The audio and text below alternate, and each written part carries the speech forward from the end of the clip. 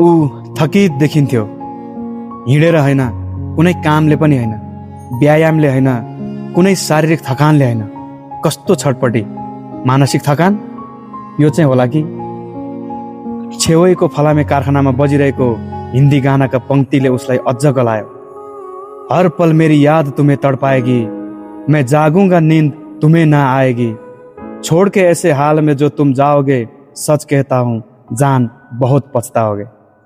लाग्यो यो दुनिया नै उसलाई गलाउन लागि परेका छन्, सडाउन लागि परेका छन्। उसका हात गोडा गले, पाइला सरेनन्, बस्यो थचक्क। आँखा र टाउको बीचमा के होला जहाँ अँध्यारो भइरहन्छ? छाती र मुटुको बीचमा के होला जहाँ चिसो भइरहन्छ? सायद यो पत्ता लगाउने कुनै हस्पिटल छैन यो दुनियाँमा, न कुनै डाक्टर न कुनै नर्स होला यो पत्ता लगाउने कि कहाँ सुई खोप्दा ठिक हुन्छ।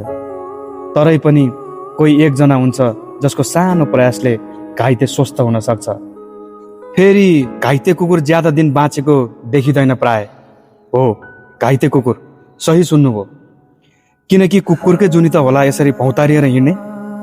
फेरि कारखानामा बजेको गानाले उसलाई झस्कायो। किसी मंजर पर मैं रुका नहीं, कभी खुद से भी मैं मिला नहीं, यह गिला तो है मैं खफा नहीं।